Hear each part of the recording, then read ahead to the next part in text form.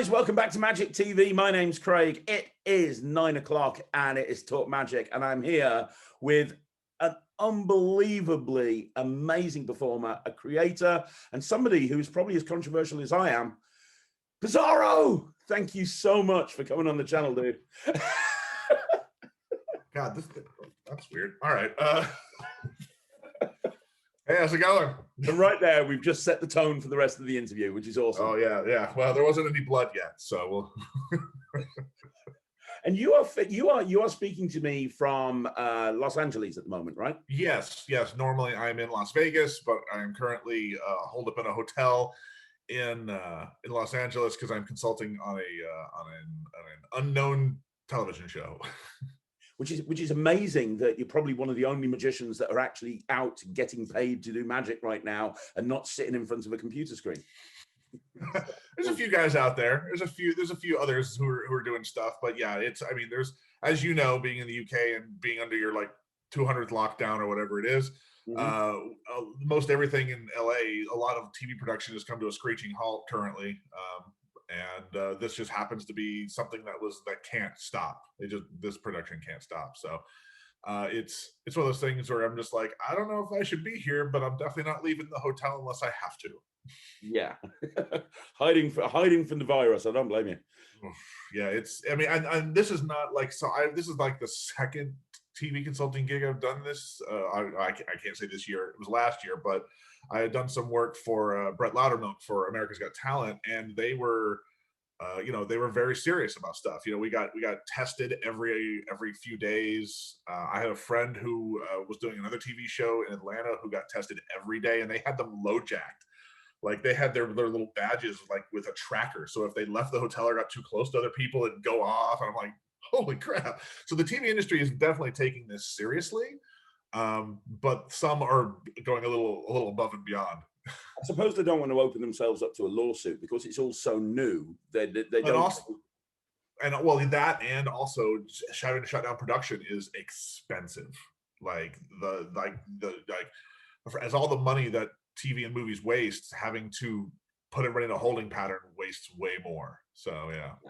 Well, you talk about Got Talent. Britain's Got Talent over here in the UK has just postponed its filming. It's meant to film in January, and it's postponed it because we're all locked inside and can't go anywhere, do anything. Right. So.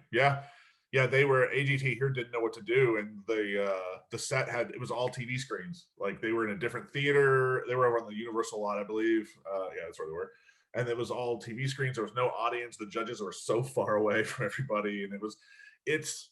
If you think doing a Zoom show for like, I don't know, 100 people is rough, try doing a big stage show for a cacophonous, empty cavern of nothing with TV screens and like echoes of like, yeah.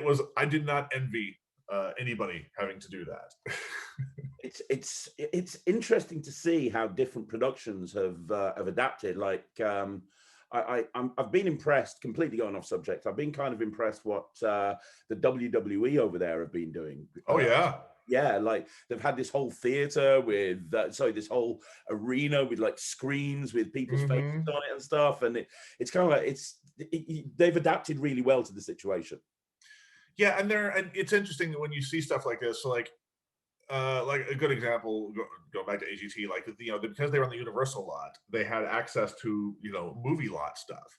And so some of the stuff this last season, they had some of the acts going through like old Western towns with pyro going off. And it was cool to see these acts in a vignette instead of just on a stage like usual.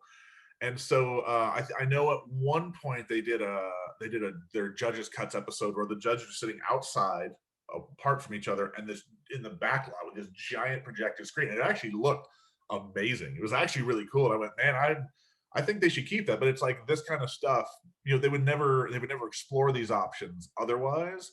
But now that they're forced to, I think they're going to find new stuff and be like, this isn't half bad. Let's not do all of this, but let's do some of this when all this clears up. Yeah. And I mean, that's the way magicians are going to be. I think Zoom shows are never going to go away. They won't be as like the go-to, but there's definitely people who are going to be like, oh, we want to hire this guy. We don't want to fly him in, but now that people know Zoom is a thing, And how many of us wish we had bought stock in Zoom before all this? How who knew? Oh, if only you could bottle hindsight, right? God, I don't, completely changing subject. I don't know what happened to Skype, because they were the video platform. And then when all this happened, I was expecting Skype to just skyrocket. It was like, well, no, it's all Zoom. So, from a marketing point of view, something happened there. Well, Skype, I think Skype is owned by Microsoft, and Microsoft was like, we don't care, we're Microsoft. I mean, yeah, no, Skype had their problems. Zoom's got their problems too, but yeah, Skype. Yeah, that's a good question. I mean, I don't know why they didn't pick up the ball and run with it, but I think Zoom had already kind of weaseled their way into the low level, like corporate meeting stuff, because I was already using it before this and a few things, but then it just blew up. Yeah, it really, like you said. So yeah, who knows? right. I think that a lot of corporates that were, spending a fortune on shipping thousands of people into a venue and hotel rooms, I think they're going to start doing hybrid events where it's like mainly just directors, and then they're going to stream it out to everyone else, and they'll bring the entertainment on virtually. I think that maybe a couple of acts on stage. I can see. Yeah, for sure. Yeah, no, I think there's going to be definitely. I think you're right. A hybrid type of events will start popping up here and there, but or you'll have somebody who's like, hey, I'm not available that day because I'm in town, I'm in another city doing something else, but I can do this. So it's like you could potentially double book yourself if you're smart about it. Yeah, who knows? Absolutely. But before we go any further, for anybody that's living under a rock for the last few years, I just want to talk a little bit about you. Because I've gone on record as saying that I'm a very big Bizzaro fan. So for those people that don't know who you are, let's start very quickly at the very beginning. And just, when did you get into magic? Like, was it the typical story that you hear every magician tell, or was there a little bit of a difference to it? I mean, I wish I could say yes.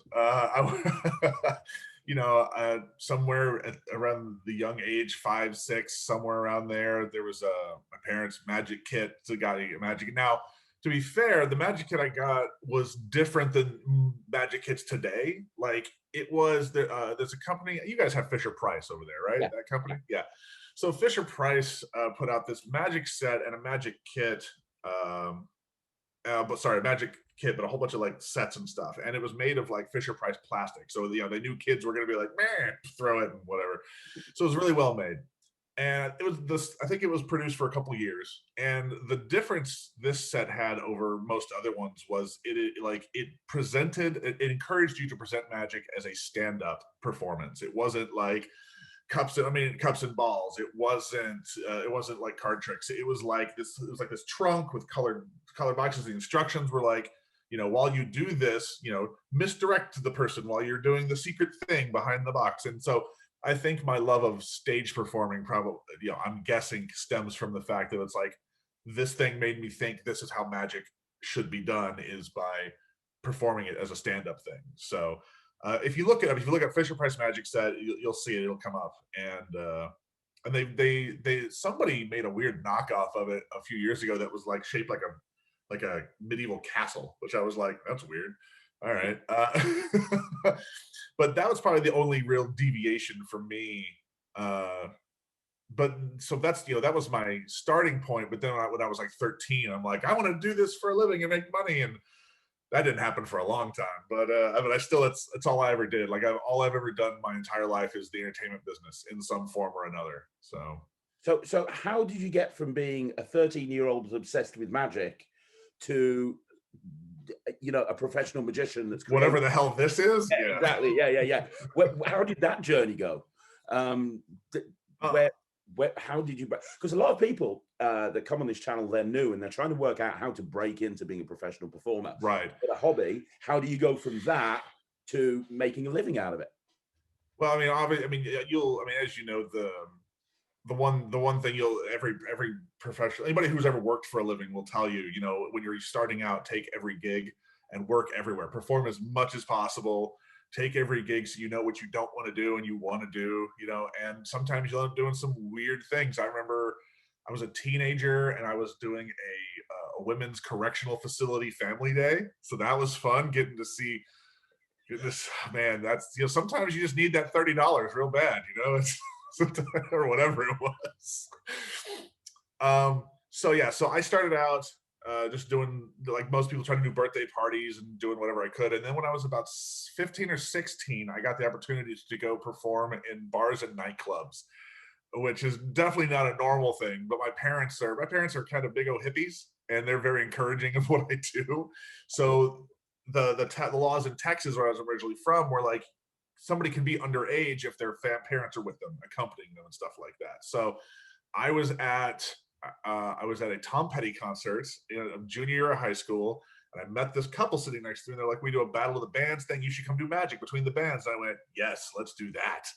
So I started doing magic we had an area of Dallas that was the nightclub, like a live music venue nightclub scene. So I was doing magic down there between bands, and I just kept hopping around these venues and doing stuff. And I was really the only magician at the time who could perform for bars and nightclubs, because that was the places where I kind of honed a lot of like silent material and figured out that, you know, what worked and what, like, I was very lucky to have the opportunity to perform in good places to be bad, as the saying goes. You know, finding anywhere that'll just let you throw stuff at the wall and just see what sticks, you know, where it doesn't matter if it fails or not. So, and we even made our own venues. Before I left Texas, we used every week we went and did a show. It was like 5 of us, and it actually started in a bar, and then that bar shut down without telling anybody. So we went to this pizza place down a block away, and it's like, "Can we come in here and do a show?" And they're like, "Yeah, fine, whatever." So we kept doing it there, and we ended up and we just did it for tips, because we just wanted a place to perform. And so once a week we'd go there, we'd perform new stuff every week just to experiment. It was a very, very great thing. And so, like, anybody who doesn't have access to proper venues, I don't know why I keep doing this, bunnies, and you know, make your own venue, go to a place and be like, "Hey, can I come in here once a week, just do stuff? Can I just let me come in?" And it can be a very random place. Like, a lot of, not right now, obviously, but when things kick back open, a lot of restaurants had banquet rooms in the back, and they have little side spaces, and you never know. You just kind of have to brute force it out. If you're in a tiny, tiny town where there's no access to that kind of stuff, you may have to move or drive an hour somewhere else. You got to do what you got to do, yeah.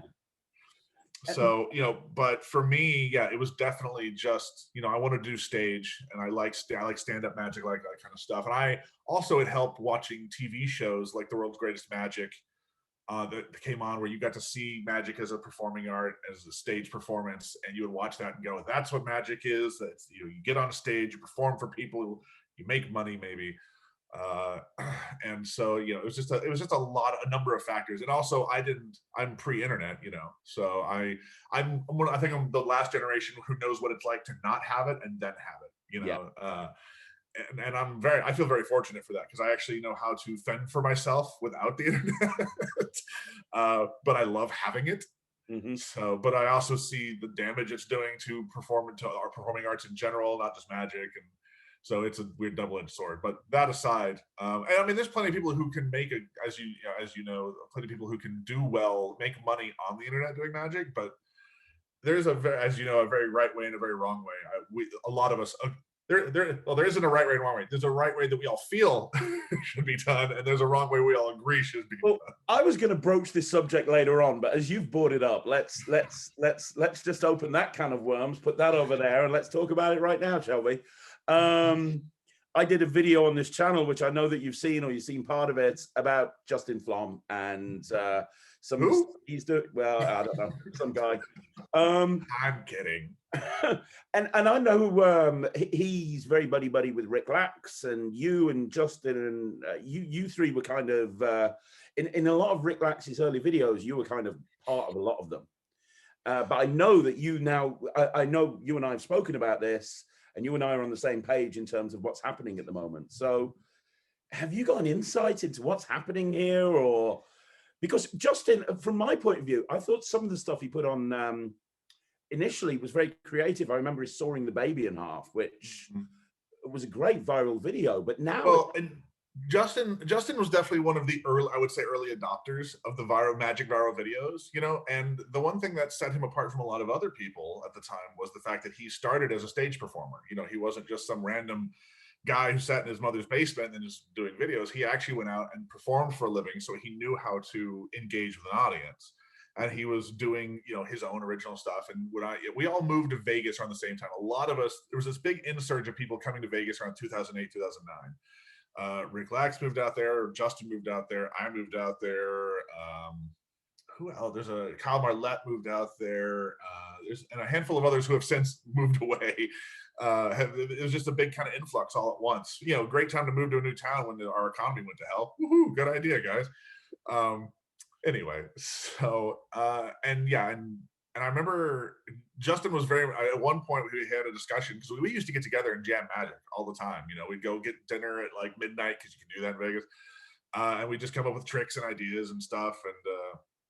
And I remember one, you know, he was very much wanting a viral video. Like that was like his not you know, not for an ego boost, but it was definitely for a career goal. You know, it was one of those things like, I want this so I can get this, so I can get this. It was a step, it was part of the ladder.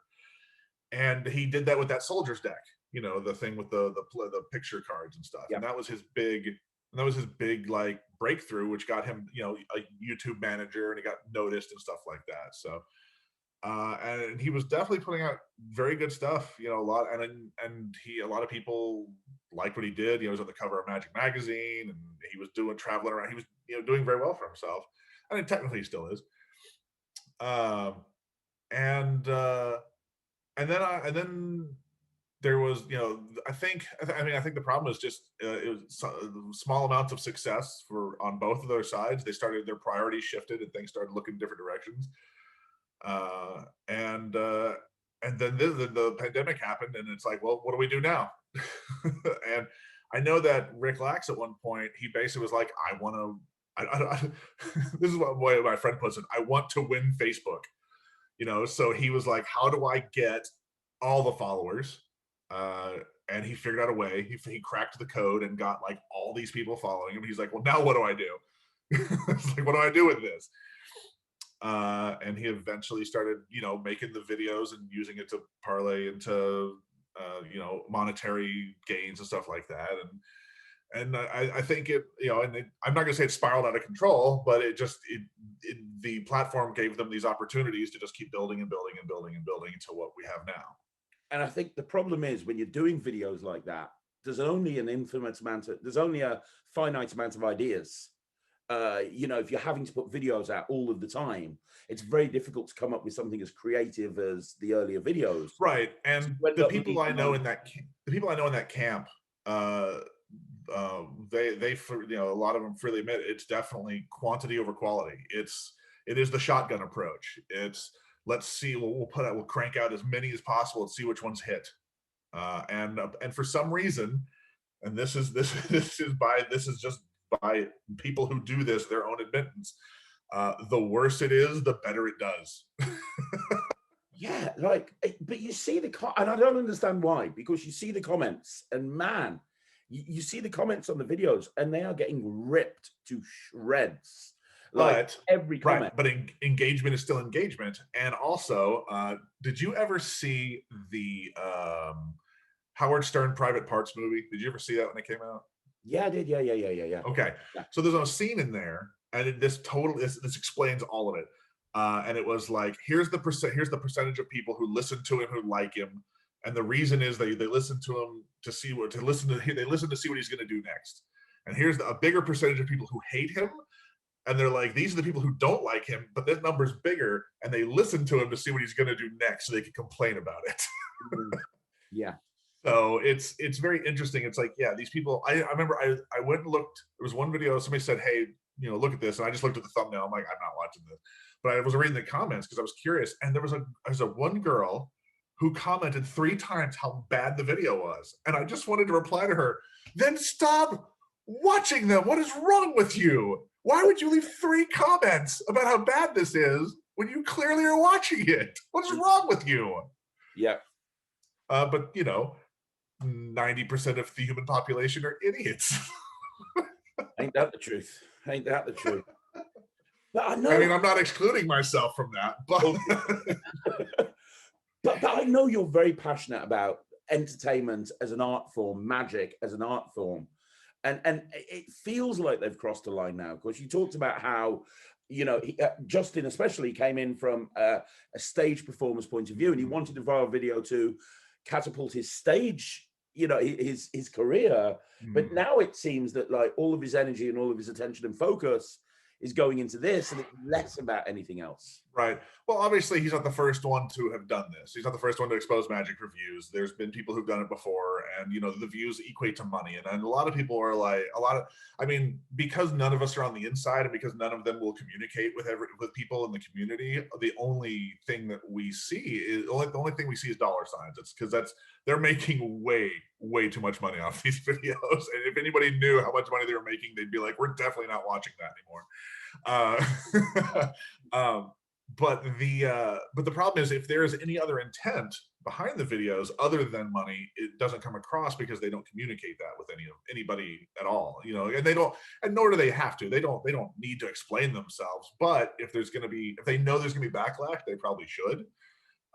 Like, and a good example. So after the whole, you know, shit show that was the internet or the magic community being angry, you know, Rick Lax posted, I don't know if you saw it, he made a statement. I don't know if you read that statement. No. It's very interesting.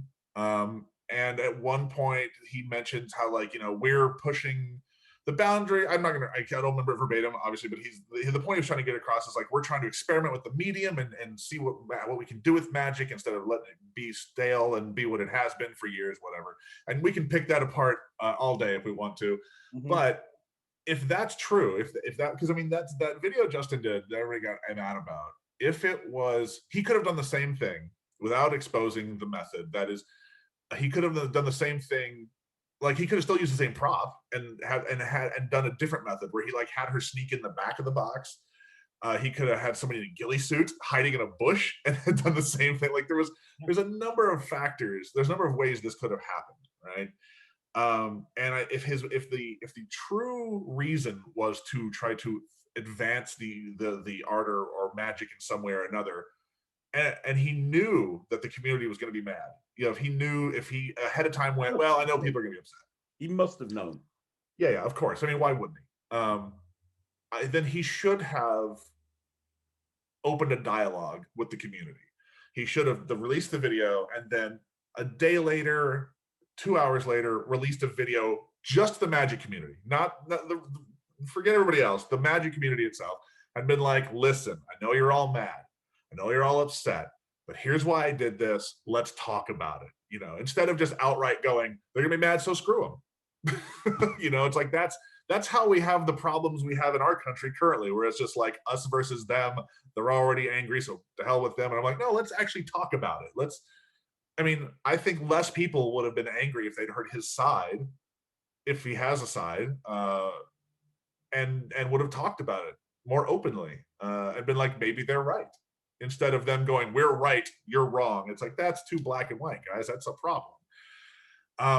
I think the other problem people had was it felt like a slap in the face from somebody they admired. Like, I've seen so many people comment. I think that's the big problem. A lot of people, you know, because he was the internet darling for the magic community for so long. Absolutely. I remember him releasing that thing through Vanishing Ink, the painting thing, and he was like, "Oh, this is the guy. This is going to be, you know, Mike Lamar in 20 years. This guy." And it's kind of like it's all gone to shit.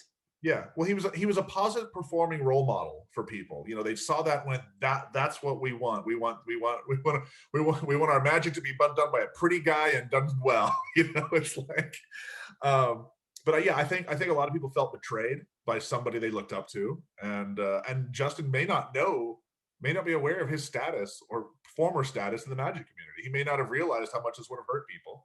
I mean, I know you reached out to him for comment.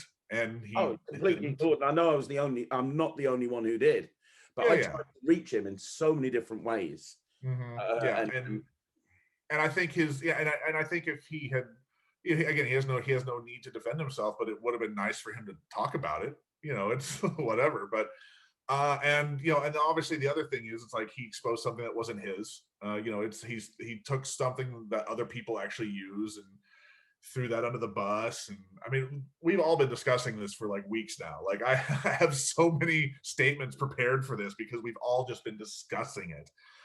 You know, I've talked to 2 magicians just in the last week who are like, I got into magic because of the Secrets Exposed, Masked Magician. Like they were like, you know, this, I saw this series and it was like, this made magic accessible to me. Like I realized I could do this because I saw how, not easy, but I saw how it was done. Yeah. And I'm like, great, that's cool. I understand. You know, it's like, I'm not, I mean, while that show sucked for some people, at the same time, it did get other people into it who are now working professionals, you know? And that's, Brian Brushwood and I had this conversation when he exposed the Invisible Deck years ago and people got mad about it on Scam School. He was like, some of our next great magicians will have watched an exposure video on YouTube, and that was their entry point, you know? And so my generation was watching actual performers.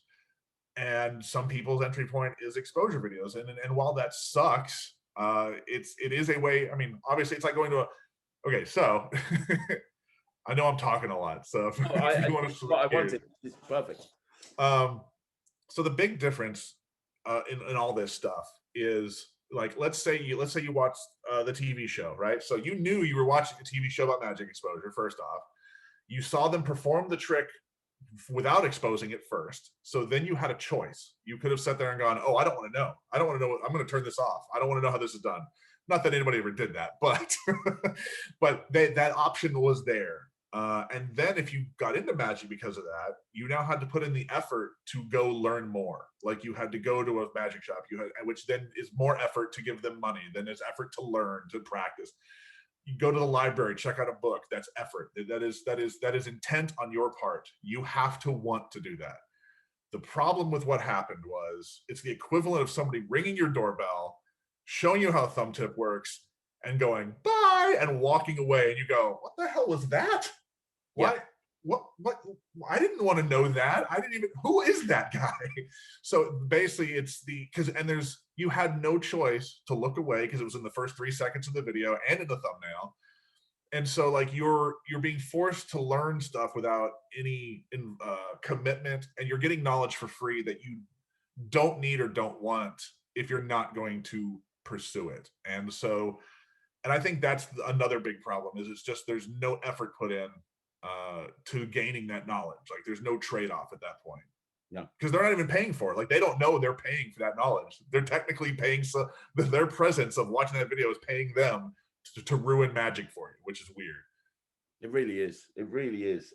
And while it's not is it gonna hurt magic in the long run? Is like, oh my God, are our careers over? Hell no, obviously not. There's no way.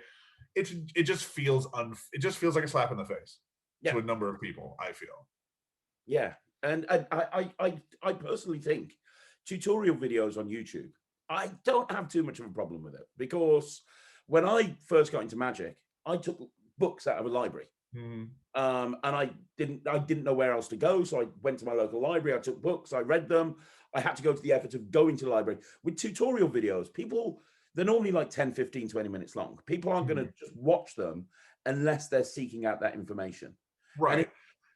And if it helps, and I don't mind people exposing stuff like the double lift or a pass, like things that are tools, like things that are in every book, but don't expose somebody else's stuff that isn't yours to do that with. Like there's a magician in that camp who exposed my bill breaker trick as part of some magic course without permission, without asking, without credits, nothing. He just straight up exposed it. Which is pretty scummy. Yeah. And it's like, dude, there's so much magic out there. You don't have to steal somebody else's proprietary stuff that is for sale somewhere. There's plenty of other things you could have done that were easier than that to teach people. So it's like, like don't expose tricks on the market, but like the stuff in our toolbox, absolutely, I'm fine with that. It's like, again, showing off things that are what I almost would call public domain at this point, like an Elmsley count. Yes, Alex Elmsley. I mean, even when he was alive, I don't think he gave a shit. He's probably like, I'm just happy. It's like I'm not even. I'm wondering. I know he was from over there. I wonder if he ever. I don't think he renamed it the Elmsley count because he called it the ghost count. Yeah. I'm wondering when it became the Elmsley count is if he's like, all right, fine, I guess it put my name on it. I don't know. I don't know the story behind that. I'd be curious, but I'm even he'd probably be. I wonder if he'd be happy that it became such a widely used thing, that a utility move and basically a public domain thing, that he's like, great, my legacy secured, cool. Yeah, I think he probably would be, but I never got a chance to meet him or ask him, so I don't know. But maybe somebody watching did. I don't know. Maybe, or maybe he was like, "Oh God, I hate these people." Who knows? Well, do you? I mean, you know Justin and Rick very well. I mean, you don't hang around with them much these days at all, but you did for a long time. Do you think they even give a shit? Or do you think it's all about the money right now? Like you said, they're making big bucks.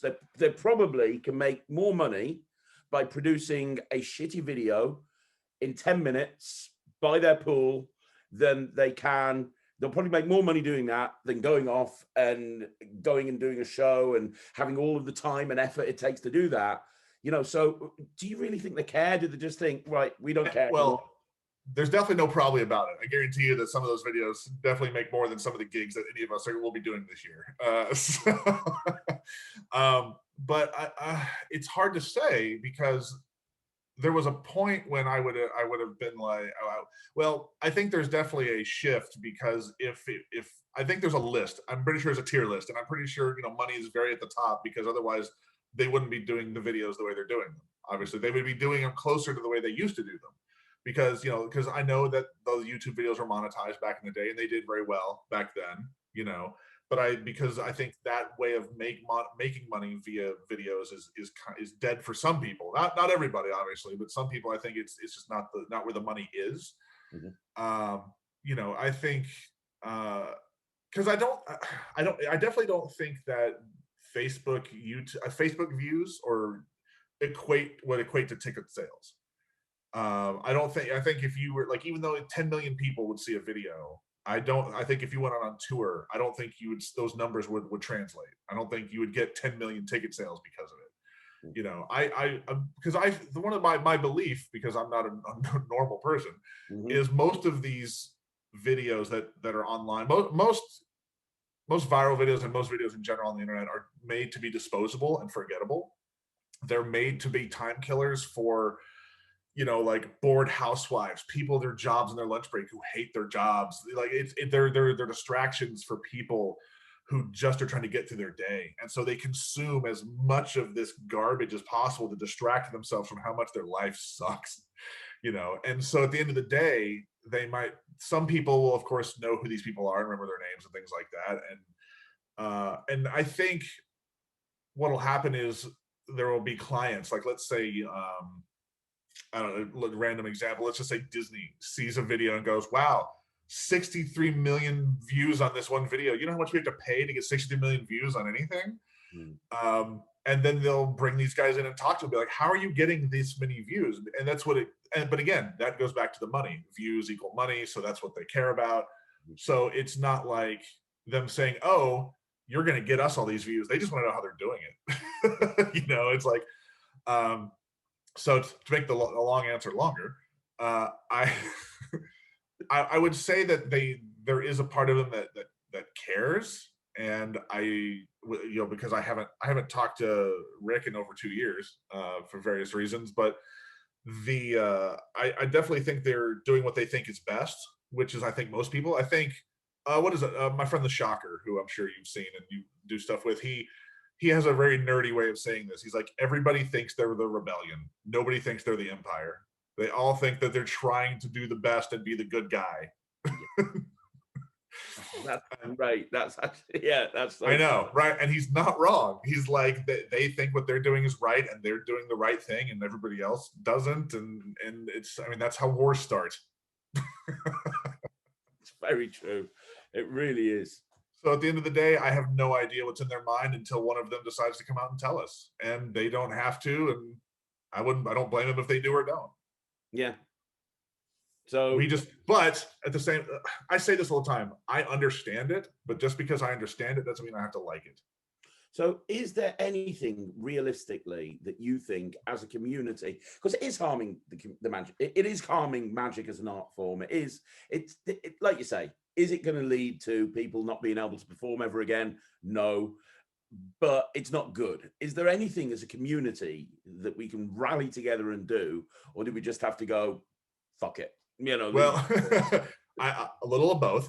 I mean, I know for a fact that magic on social media and magic on video is now definitely, it's a new genre. It's here to stay. It's going to be a thing. It's fine, and I'm okay with it. Like, I wish more magic companies would be honest with their tricks they sell and actually make a section. Like, I wish Murphy's and Penguin had a, you know, social media magic section and put tricks in there so people know this is great for camera and just own up to it. I agree, but I think that the best type of magic trick is one that can be done brilliantly over video, but it also works in the real world. Oh, yeah, And no, I'm going to tell you right now, overstuff, perfect example.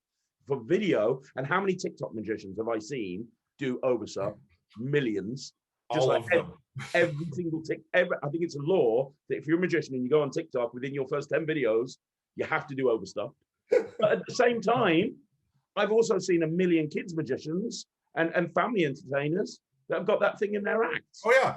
No, the best of both worlds is something that is practical for real world and video, obviously, but there are definitely kids making stuff specifically for video.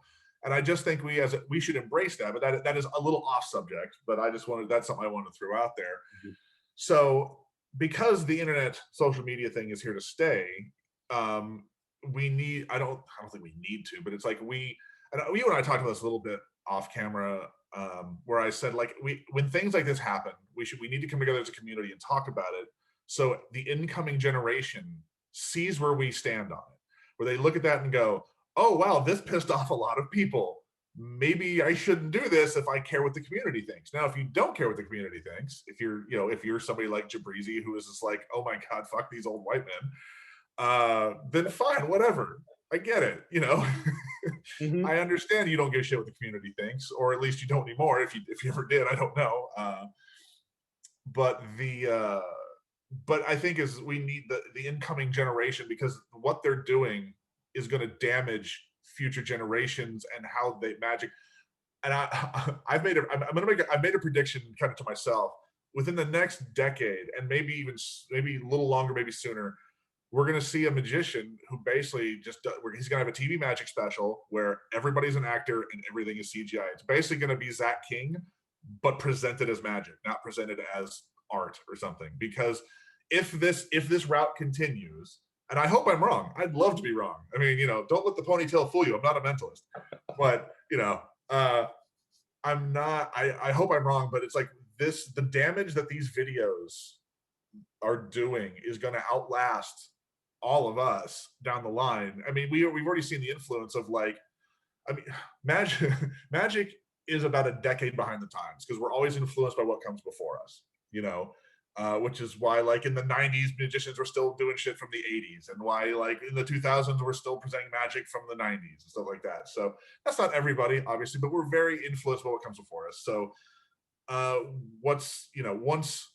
people are going to see for the next 10 years is then going to influence the next generation, and then that's what they think magic is. You know, David Blaine came out and everybody's like, that's what magic is. The 90s, World's Greatest Magic, that was magic. Then Chris Angel, that's what magic is. So now now we're seeing so much of this. TikTok, I mean, TikTok has filters just to do video magic trickery now. I mean, there's no skill involved anymore. Mm-hmm.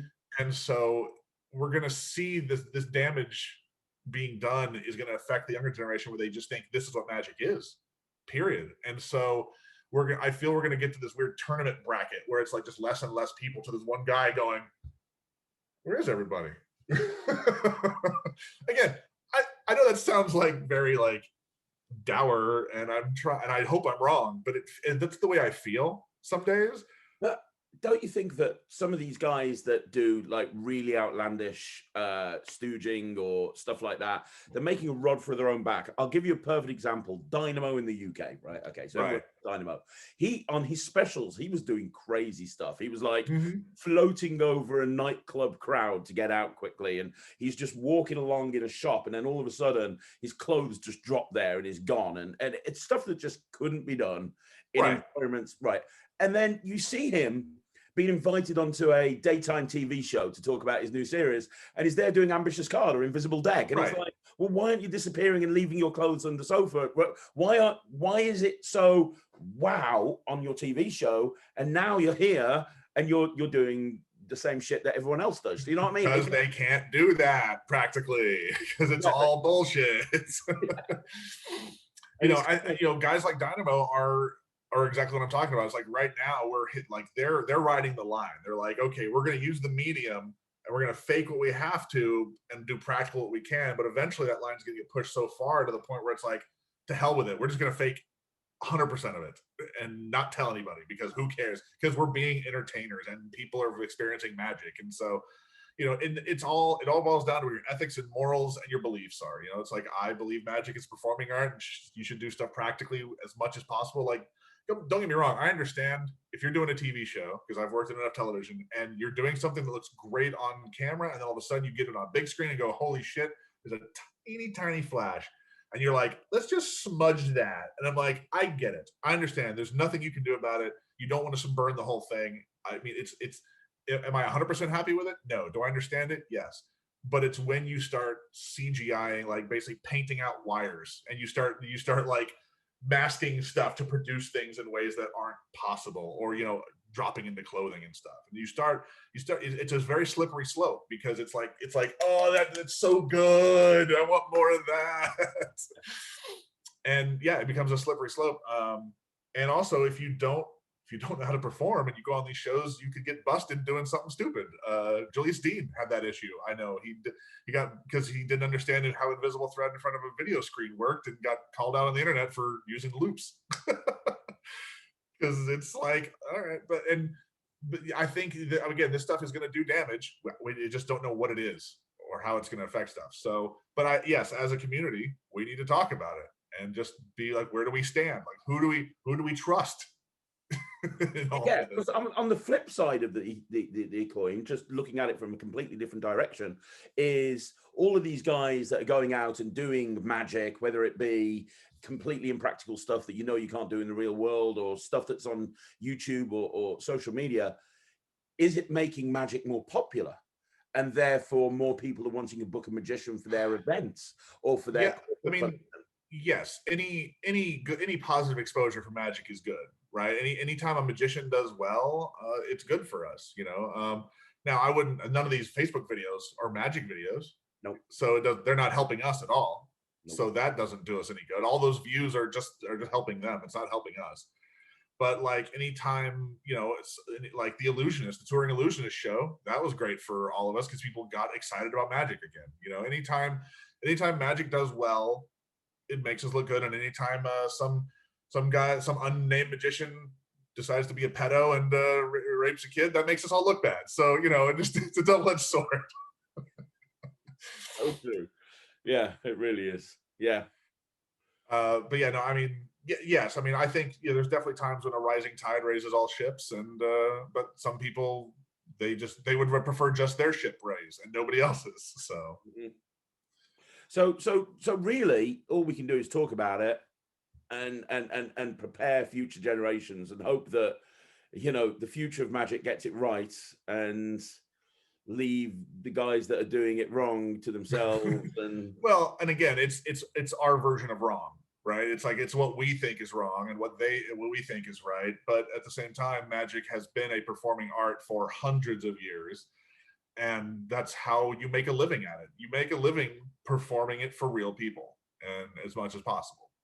And I know exactly where you're coming from, because my history. 10 years ago, I was a bit of a, I got into a lot of shit, and nobody could have told me I was doing wrong. Nobody could have told me. I was convinced that everybody else were assholes and I was doing the right thing. And it took me to remove myself from the magic community, have a family, get my head together, realize I was a fucking asshole, and then kind of reapproach things and look at it in a different way. And even now, 12 years on or 10 years on or whatever it is, I still have people bringing up the same shit from 10 years ago because of, and I understand in a way, because it's kind of like, yeah, that I did that, but I'm trying to move on. Right, and at least, and then the difference is you own up to it. You know, you don't sit there and go, no, no, no, I was in the right. Fuck you. Like you, I mean, I mean, you might for some of it, but you know, for the most part, you at least, you know, I've always said is like I trust people. I trust people more who say I have problems. Here's what they are, than people who go, I'm perfect. I have no problem. Like, I don't trust you. You know, it's like, yeah, we all have flaws. We've all done stupid shit. I've posted some things online that I'm definitely not proud of now. I've definitely ruffled some feathers, just typing some shit and pissing people off. I'm like, yeah, do I feel good about it? I mean, do I stand by it to a degree? Some of it, where I go, yeah, I called some people out. I did it wrong. I did it the wrong way, I guess I should say. You know, yeah, I mean, it's as somebody who is, you know, no stranger to what's I'm looking for here, controversy. You know, you can at least spot it. Yeah, I can. Yeah, 100%. But also, you know, being able to look back and go, you know, so okay, so when you know, a lot of people hate on Jabrizi, we're gonna use him as an example. A lot of people hate on him because of just his ego or perceived ego. Like, I've met him. He was super nice. He was very chill. He was a super nice kid when I met him. And this was right before Fool Us. He did Fool Us, right? And you know, he wasn't acting all like swaggery to me. And it's like, and I realized, like, the thing you see online is his persona. You know, he's attracted, you know, his whatever he grew up in, he's attracted to the hip hop culture, the rap culture, all that stuff, right? And that's their thing. Like, you know, being larger than life, being the best, being all that stuff. Like, that's part of that whatever that music culture and stuff like that. So yeah, go ahead. No, carry on. I want to make Yeah, yeah. And so like he adopted that, and of course there's a lot of people who were not privy to that community going, what the fuck is this kid doing? Like, we don't like this because we're old white guys. We don't get this. And so, you know, I watch all this stuff happen, and I'm just like, okay, listen, I get it. And he's kind of playing a character, and you know, and not at the same time, he's just doing his thing. And there's a handful of people who are like, he's young, he'll figure it out. He's making mistakes, he'll figure it out, whatever. And I was like, you know what? I would love for one day for all these people to be wrong, you know, and he come forward and go, man, I was young and silly. And then he just starts doing amazing magic. Like, he comes out and he becomes a great entertainer, magician. Like, I would love to see a 180 flip of him going, man, I did some stupid shit when I was young, but now I'm taking it seriously, and I'm gonna be the best, really the best. And that would be great. I wish for that to happen. Will it happen? Well, that's the thing. And I think, I got to be honest with you, I think that social media does tend to change people big time. Oh yeah. And I'll give you a couple of examples. The first is me. I remember when I was on the Wizard Product Review, and the first time I went to Magic Live, I was like a freaking rock star. People walking up to me, and it was like, oh, can you sign this? Can you sign? Oh my God. Oh, you're a man. I couldn't walk from one side of the dealer hall to the other without getting stopped about 30 times. I'm like, this is insane. And it spurred me on. It was like, right, I've got to work out what more dumb shit to do to piss people off, because that's what people like me for. But then you look at someone like Daniel Madison, who's a big force on YouTube right now. I interviewed Sean Farquhar on this channel, and he said when he met Daniel Madison, because he was in the same, when he did Fool Us, it was him and Daniel sitting backstage together. Wow. He said he was just this really shy kid that was really nervous to go on TV, and he was like, he was so nervous and he was so nice. But now you look at Daniel Madison, and he's like this flamboyant, like, you know, rock star of YouTube, and it's kind of like, well, what happened? And I kind of, because of my own experiences, I kind of see why the Jabrizi's of the world and the Daniel Madisons of the world get. Well, I think Daniel Madison's definitely playing a character for sure. Like, I definitely think he's playing a character that the problem is the character is so believable. People, it's not like a Rudy Kobe character who looks like a cartoon character. This is like somebody who you're just like, oh, I would see this guy in the tube or something like that. Like, this is a real guy. Like, he must be like this all the time, you know. Mm-hmm. And the problem is, obviously, what people see is only what they know. Like, we unless you hang out with them, you never know. You're never going to know what they're really like. So we only know what we're fed. You know, it's like, if you hand us a piece of paper that says, you know, you're going to hell, it's like, well, okay, clearly you've got some insight that I don't. What's going on with it? You know, like whatever. It's like, but you make assumptions based off of that, what you're given, you know, and so it's, who knows what the, now there's some people who there's no back and forth. It's like, oh, what you see is what you get, for sure. Obviously, there's no nuance with these people. But I lost my train of thought. Train of thought derails, kills thousands, film at 11. What was the question? What was your question? Because I had an answer. It was just about how social media changes. Oh yeah. And you almost become the drug, and you get addicted. Yes, it is. Yeah. Yeah. No, you're absolutely right. It's a very easy hole to fall into, where it's like you think you have to be a certain way to get this notoriety, and it's like, oh, this is easy. I can just keep doing this. And I do, and also just success in general. You know, some people, success will either change you or bring out things that were hidden under the surface. You know, it's like some people might have a little bit of an ego, but they keep it in check. But then when they get success and money and a bunch of people around them, basically echo chamber, which is what internet is. You know, all social media is an echo chamber, because you just keep the people around you who feed your yes, no, you know, whatever. It's like who, and so yeah, it's very easy trap to fall into, unless you ever step back and go, the hell's going on? This is not my beautiful house. This is not my beautiful wife. What's going on? You know, whatever. Absolutely. I just think that I agree with you. I think that I'd love to see DeBreezy turn everything around and just be, you know, we'll see. Yeah, and quite frankly, for anybody, you know, it's like I wish the best for anybody, and I wish the best for Magic and everything like that, and I hope none of my doom predictions come true. But I just watch these things and go, man, I just get a vibe. I just feel things are going this way. This person's going to be like this forever. Blah blah blah blah blah.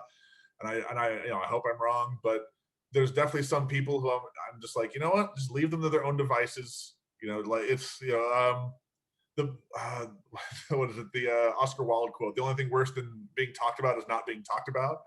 So it's like, we should talk about this stuff for a while, and then just let it fade away. Don't feed the beast constantly. Yeah, totally agree with you. And yeah, I mean, and while right now it's a hot button topic and we're all mad about it, eventually this too shall pass. Maybe not as quick as we'd like. Yeah, it will. You know, in 2 years' time, no one will be talking about a crystal casket being exposed on YouTube by Justin Flom. It's going to be, yeah, because hopefully, I mean, for hopefully the reason, not that they did something worse. Yeah, that's true. Yeah. Yeah. I've been joking for a few years now that you know, in a decade's time, none of us will be sitting around at a Magic convention and saying, "Man, remember that guy who had all those views on YouTube? Wasn't he great?"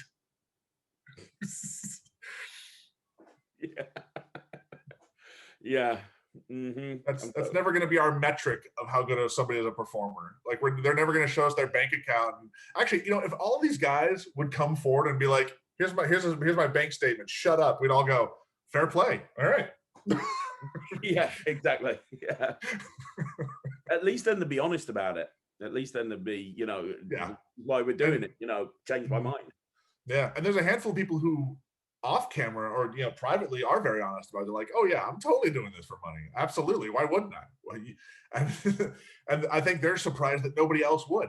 I think Don't you think though that they are putting themselves into a situation where if the bubble ever bursts, they're going to find it very oh yeah. You know, I mean, look at Rick Lack. You know, the stuff he was doing on Facebook, he doesn't do anymore. People find that annoying. You know, the whole all that stuff. Well, and the reason, yeah. Well, the reason for that is he watches the algorithms. He watches the market, and he figures out what's hot at the time. Like he's real good. Like that's his superpower. He figured out Facebook, and he knows how to take advantage of it. Like that's why he's got the Rick Lack's network or whatever, and he's got all these people under his employ or whatever. There's a ton of people who without Rick would be, you know, on welfare or Zoom shows right now. Kind of the same thing.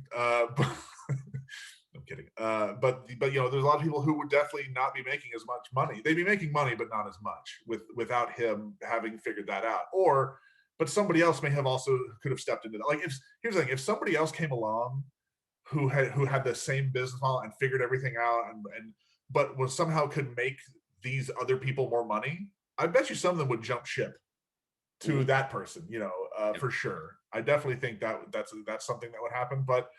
He's the one who figured it out. And I don't think anybody, okay, so I keep saying this. Nobody is saying don't make the videos and make money. But there are people who are saying stop making the videos because they're terrible.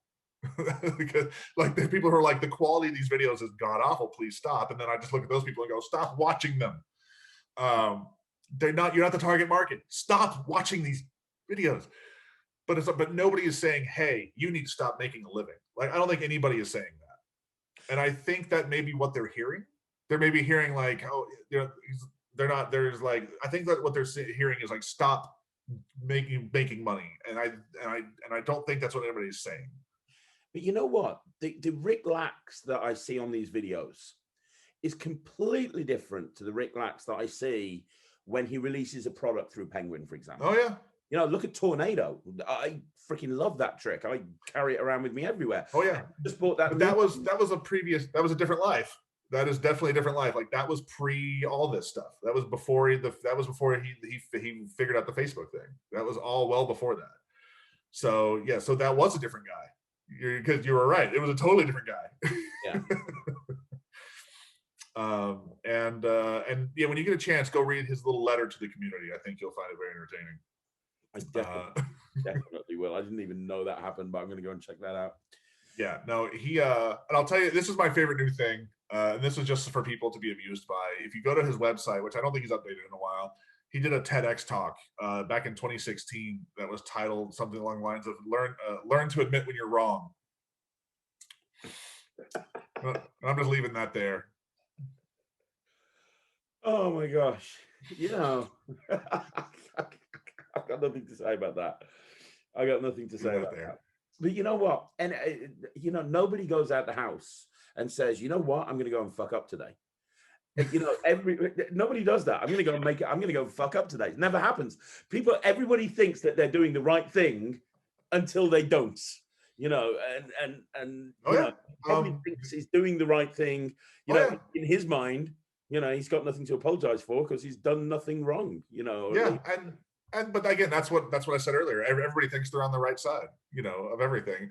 There was this amazing quote that I really loved. I was watching an episode of like NCIS one time, right? And there was a guy trying to talk somebody down off a ledge, and he said that nobody ever shows their B-sides anymore, right? You know, back when records were a thing, you had your hit song, and the back was some random other song that usually was better than the A side.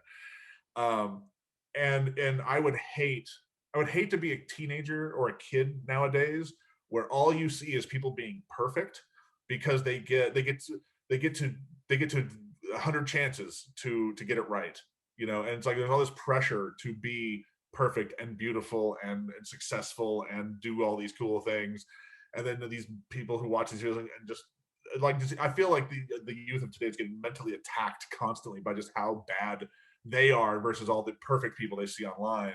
Mm-hmm. And I find that very interesting that the medium can be used in that way. And so all these magicians, I'm starting to call them respawn magicians because they don't get it right, they can just try it again and again and again. And I'm like, put these people in front of an audience, they will crumble. Yeah, they will. There's people out there that are well-known magicians, and I doubt they've ever performed in front of a real audience in their life. You can make a name for yourself now as a social media magician without even having any experience performing magic to real people. Yeah, absolutely. And what you mentioned before is like how sustainable is this? Like these people will never be our competition. The ones of us who can go out and perform shows for a living and entertain a room full of people, they'll never be our competition. They might get hired for like some more like high profile gigs, but they'll all get hired once. And then they'll be like, oh, this guy was fucking terrible. Yeah. We're never hiring him again. You know? And so they're the ones who can't, there's going to be a really rude awakening for a lot of guys who eventually are, when they have to leave their parents' house, and they'll be like, I can't make a living at this. I have to get a real job. Yeah.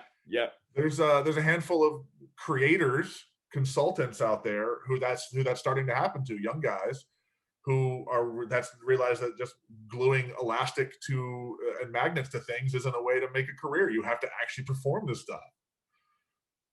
That's it. And that brings up a whole new can of worms, which is products. And these days you see so many, and this is something I've talked about on this channel over and over again. You see so many terrible products and terrible downloads being brought out almost daily.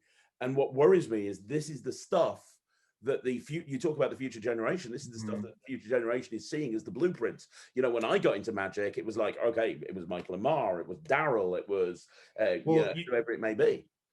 You saw people's life work put on a collection, right? Yeah. Guys who worked for a living with stuff they knew worked. And there's guys who are still doing that. Chad Long, Richard Sanders, these guys, they road test that stuff. And when they release something, that it has been done 100 million times at least for people.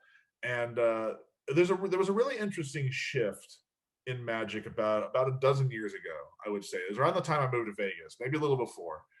And and then as somebody who is, reviewed a lot of products, I think you'll understand this. So growing up, watching magicians on television, you would watch them online, you watch them do their act on TV and go, wow, that's amazing magic. And then you go to a magic shop and go, hey, that guy has a product. I'm going to buy that product because I love his act. It's like, his act is great. I bet you this trick is good. And then a number of years ago, and this is only in the magic community, this is not outside magic at all, this is only for us, you started being more well known for the product you released than the act you did. And so there's a lot of guys who have all this, I'm not going to say undeserved fame, but they have a lot of notoriety for the products they've put out than what they're capable of doing. And it's a weird thing to me for that. And it's like, it's one of those things that as I started releasing product, I started noticing it and going,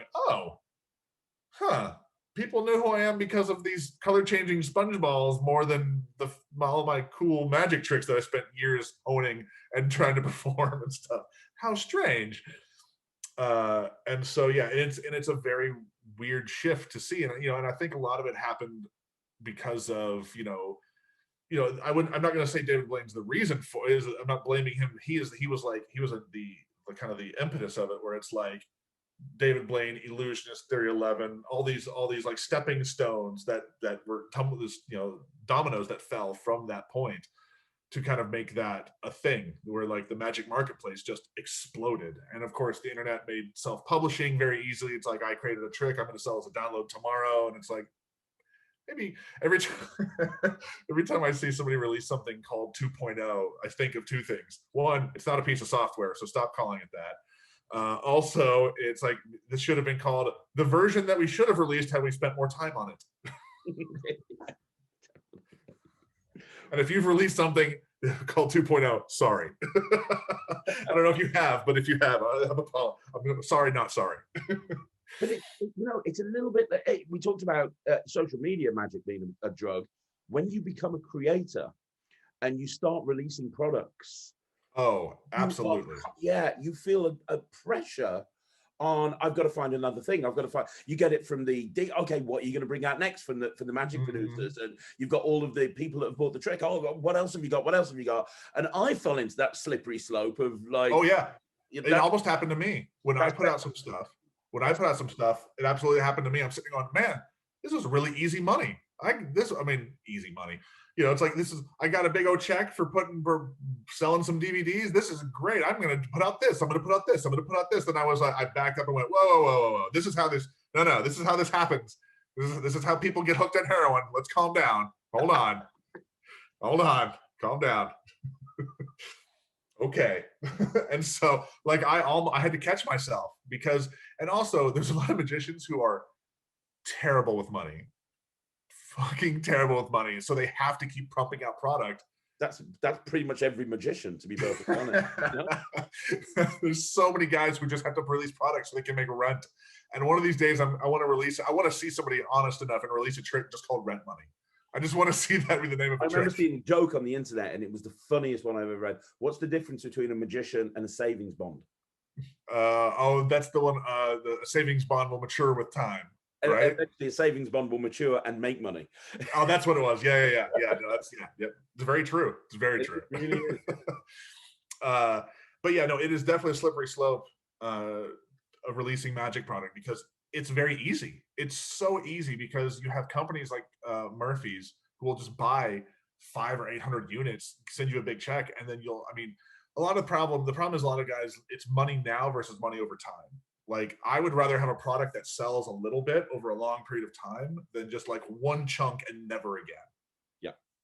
And that's just me personally because I have no problem playing the long game. I was thinking about that. Off camera, we talked about Mike Powers.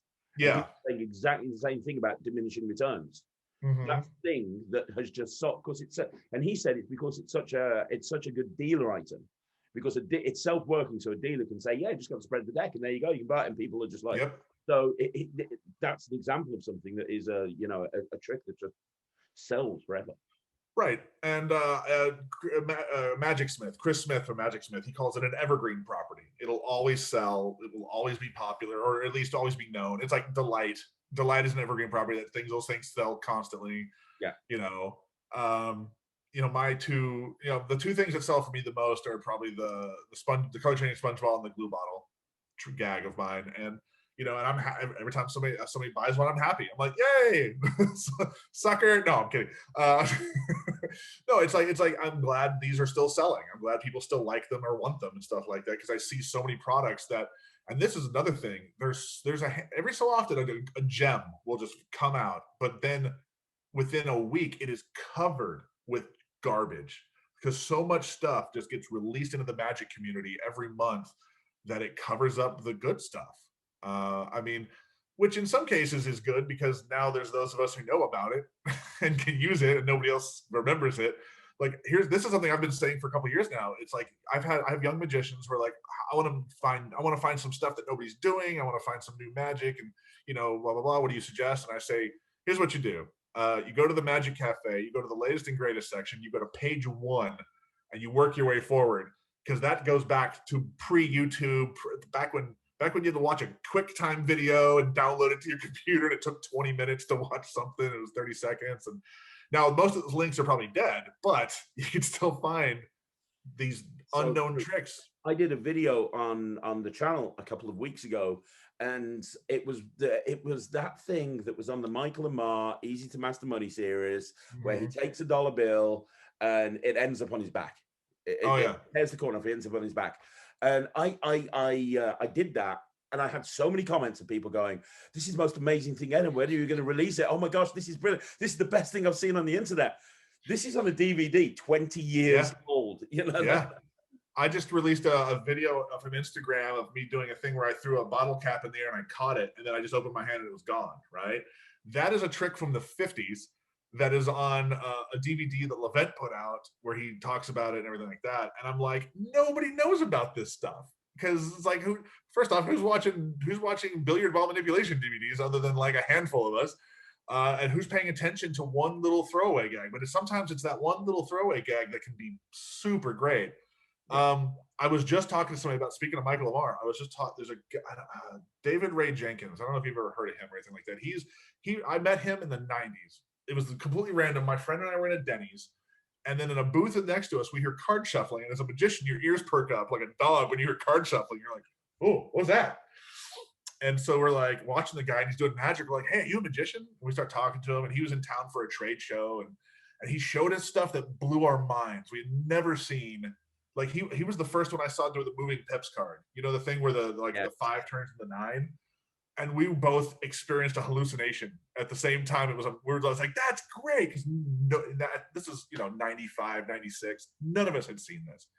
And then he was doing so, and I want to say it's Michael Lamar, and it's I don't remember which set it's off of, but it involves coins and a sponge. Do you know this? Yes. Where you sop up coins with a sponge, and then you twist the sponge, and a giant ladle comes out. Yeah. He did this for us and blew our minds because he had the biggest damn soup spoon you've ever seen, and he does it. And this giant spoon comes out of this sponge. He's the only one I've ever seen do it. I've never seen anybody else do it. And I'm like, how is this not a staple? Yeah. Like, there's so much hidden stuff. Not even, I mean, obviously in books and obviously in old magazines, like you know, if a magician dies, buy his old collection of Linking Ring magazines and go flip through and find, you know, just bookmark the stuff you like, whatever. But it's like there's so much hidden on even old DVDs, like, because you look at what's his name, Dominic DeVivier put out like a 4 VHS DVD set of all his work, you know, and DeVivier has a ton of great stuff that nobody knows about. Leonard Green had that. What is his name? Bill Malone. Bill Malone had a ton of great stuff on his video. Like, find all these guys' old collections. Like, again, this is where we started.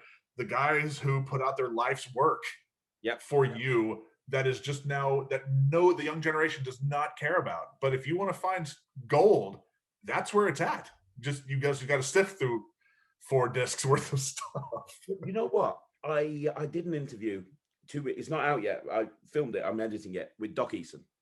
Oh yeah, right. And I put on my Facebook page. I've just done an interview with Doc Eason.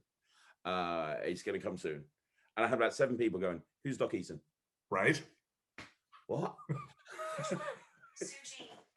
Sorry, my series just decided to go crazy. Yeah, so, and I just couldn't believe that. I was just like, you don't know who Doc Eason is?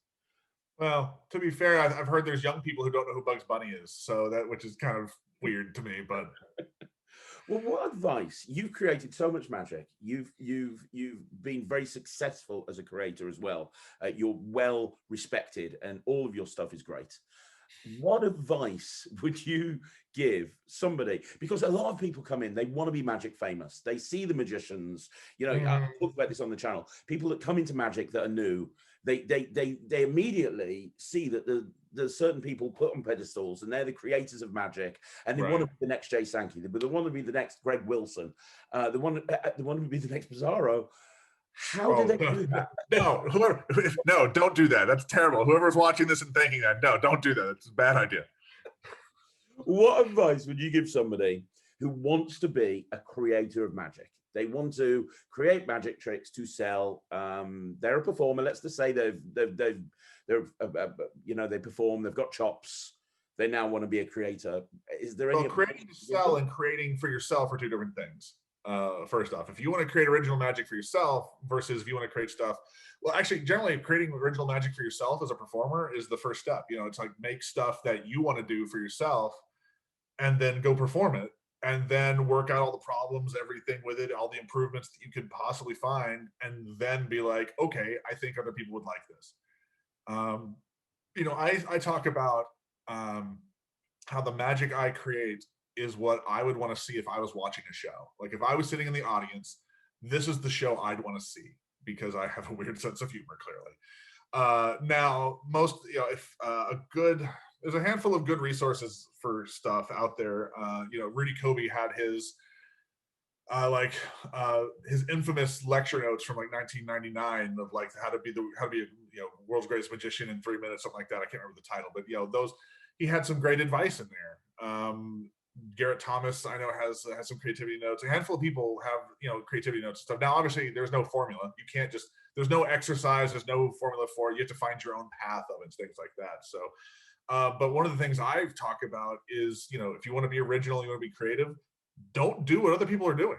You know, if you see a magician do the same, if you see 3 magicians do the same trick, don't do it. Just be like, wow, Linking Rings gets a great reaction, but 100 people are doing it, so I'm not going to. You just have to basically hold fast and go, you know, my friend used to say, you don't have to be the best they've ever seen, just to be the first. However, if you are the best and the first they've seen, they will always compare everybody else to you.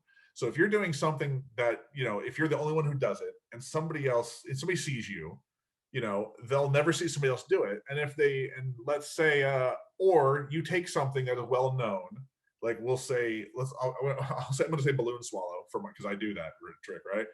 And I have a whole routine built around it, this whole ridiculous routine. So let's say somebody sees me do balloon swallow and they like it, and they go see another magician do it.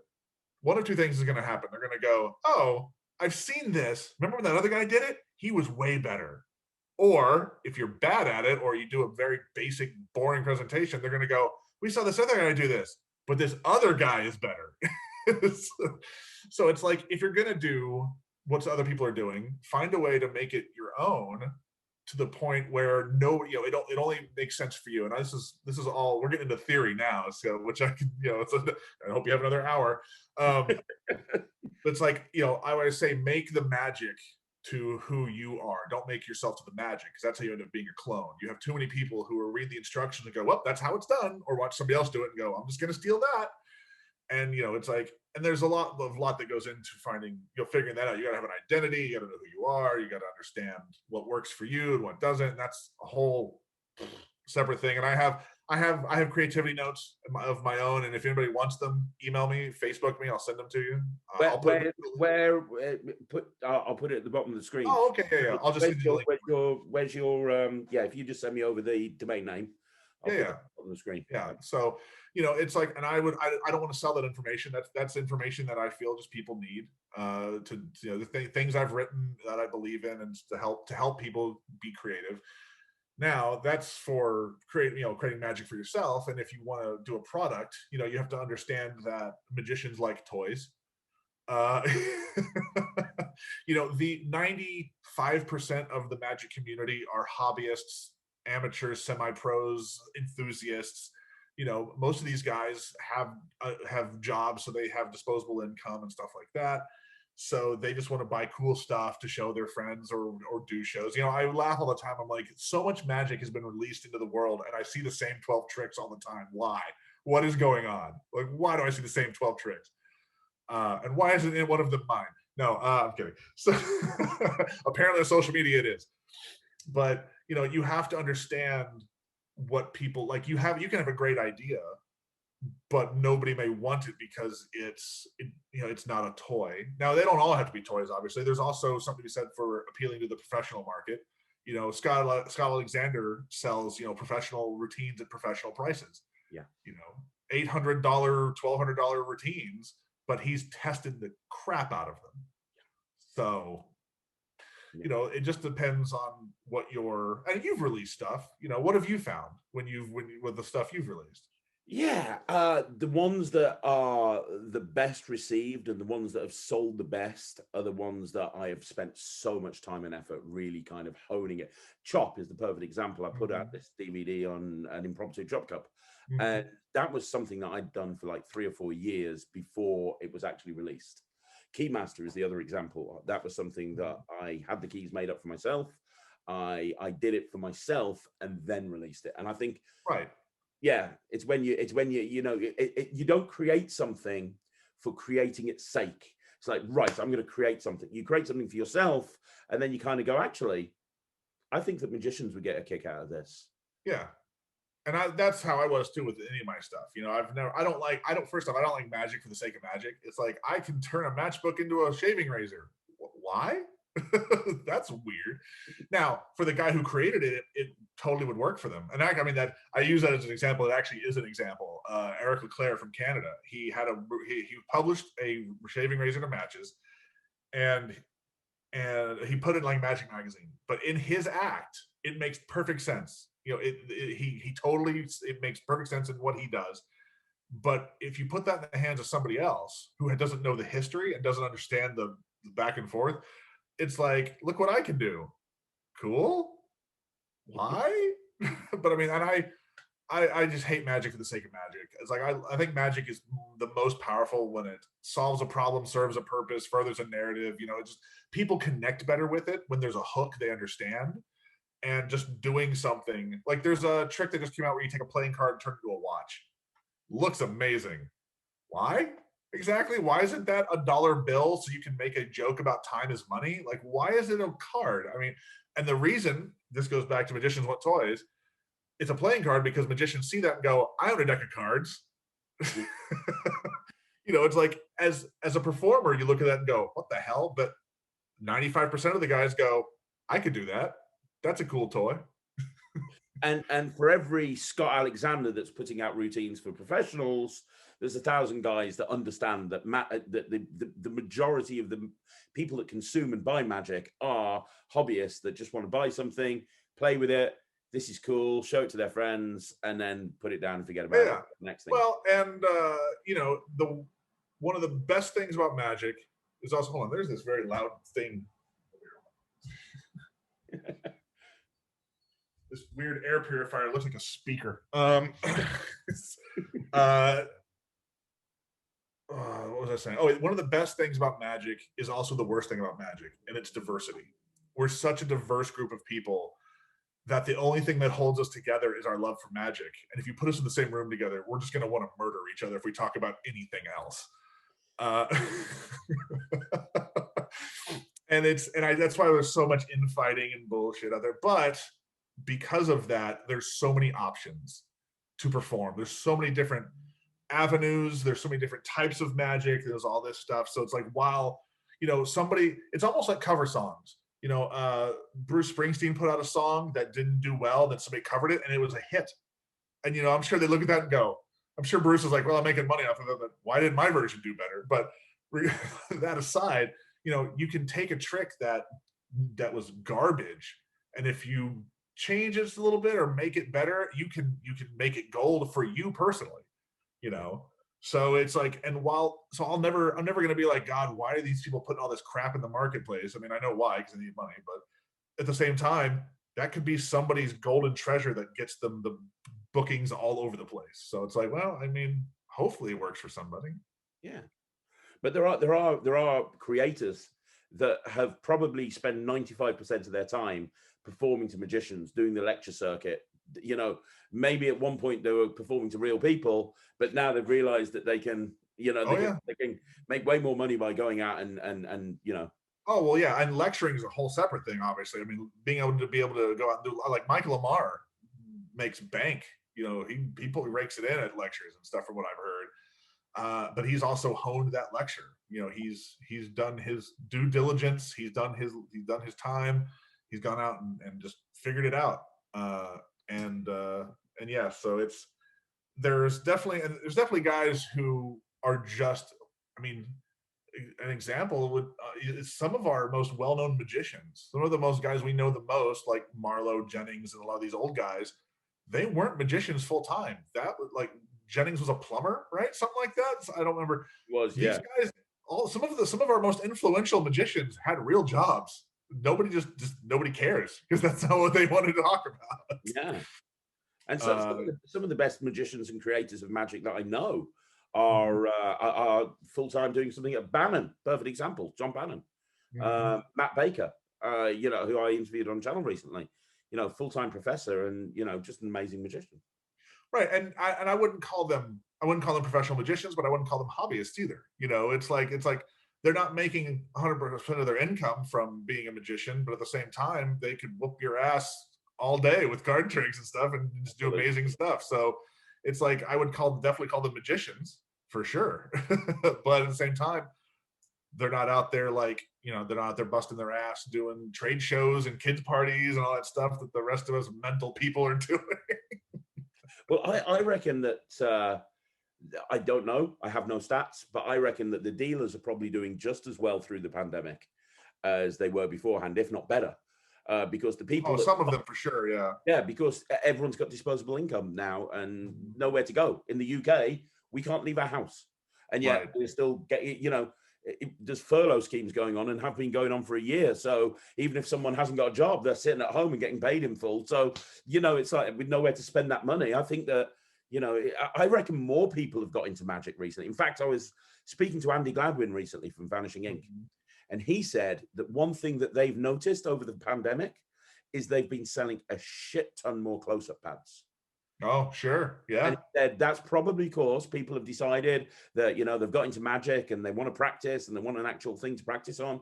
So, yeah, I think that's... I mean, now's the time. I mean, it's like, if you don't come out of this pandemic with a new skill, then you just aren't trying. Yeah, right. If you don't know how to cook, you don't know how to cook food by the end of this, then you were being lazy.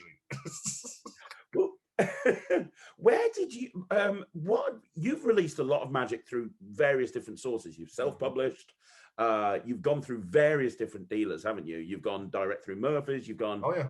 Penguin. I think Overstuffed was through Theory 11.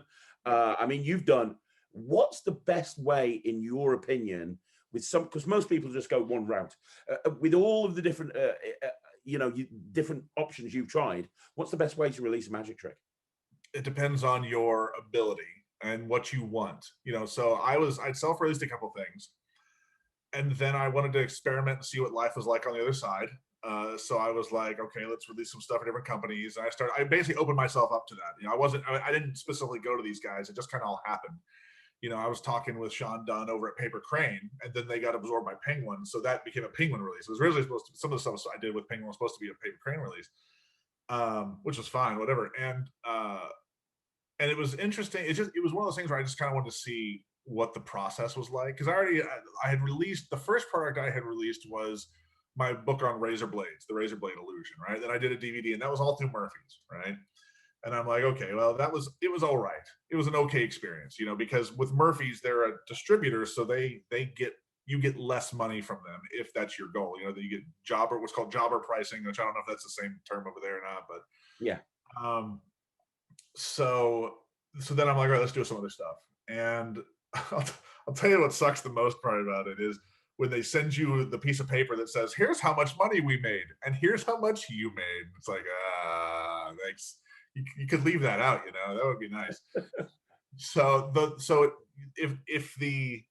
If your priority is to get your name out there, if you want people to know who you are through your product, then you go through a company, because their reach will very much extend past yours. And I don't mean Murphy's. Murphy's will just take damn near anything, and then just everybody will just sell it. They don't push anything. They're just a distributor. But if you can get a Theory 11 release, you get a Penguin release that they push, because there's releases they don't push, or another company. But yeah, you let them, and that's why you take such a small. The industry standard is somewhere between 20 and 30%. You make 20 or 30% off of whatever retail, wholesale, and they make more because you're using their resources. They've put all the money for it, all the effort, all that stuff. And that's the trade-off. The trade-off on that is monetary gain. So if you don't mind getting 20% of $20 and you want your name out there, then you go with one of the companies. You let them, and also if you don't have the ability to injection mold, or you don't want to make 2,000 gimmicks of something, you let somebody else do it. Now, having said that, once you get your name out there, if you can self-publish something and you do the legwork and it's a good product, that's the secret. It's got to be something people like. It's got to be something people use, because you can release. Like I said, so much stuff gets released that is forgettable and nobody cares, because it's just variations on the same thing. Like, I laugh every time I'm in the grocery store and I'm looking at the gum and Tic Tacs and just go, oh, this is the Modern Magician Magic Kit right here. This is great. Cool. This is all these guys can afford. Cool. So it's like, how many gum tricks do we need? And no offense, anybody who's done it. It's just, there's a lot of them out there. So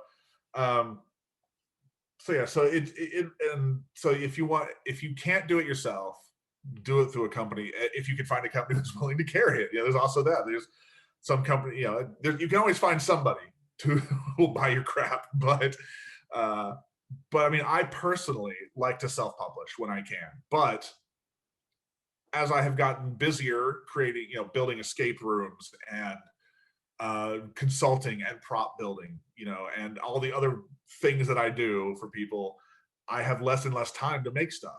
So I've been, the new products that I'm working on releasing, I'm having to go through other companies because I don't have the time. Like, I have the money and the ability to have the stuff made. I just don't have the time to package it, promote it, market it, and all that stuff. Yeah. But I personally prefer self-publishing, but I also have a little bit of a name now that that helps push that stuff. But it's such a pain.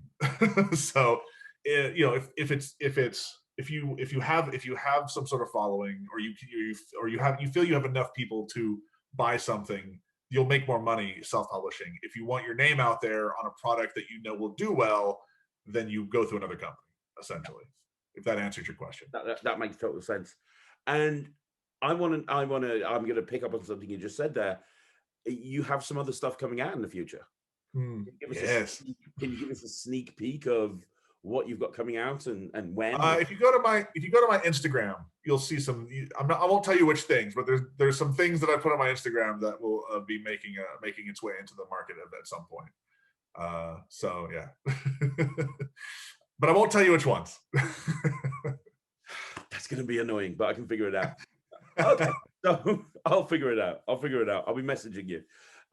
So here's the question: what's next? And why? This is a question I ask everybody that comes on this channel, and it's especially pertinent to you because you have done so much in your career. From somebody who, 13 years old, desperate to get into entertainment, you are a very well-known name in the magic community. You are magic famous. You really are. Which is baffling. It is weird. It's so weird. You're the darling of TikTok. You created the trick that every TikTok magician needs to do. But there's so much that you've done on TV, consultancy, as a performer, but you are only just getting started. Where are you wanting to go in the next few years, assuming that the world doesn't end and we get COVID under control and we're not all living in hazmat suits for the rest of our lives. Right. Come on, what, you don't like Mad Max leather thongs? Come on. I read somewhere that Mad Max was set in 2021.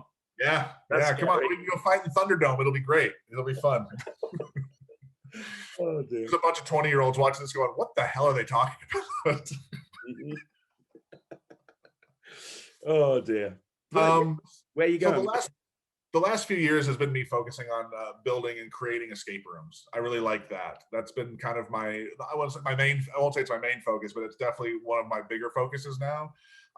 Before the pandemic started, I'd taken kind of a break from performing to focus on the creation of escape rooms and props and puzzles and stuff like that. So, I'm looking to do more with that over the next couple of years because I think that's definitely a growing industry and what I love about them is they're magic without being magic.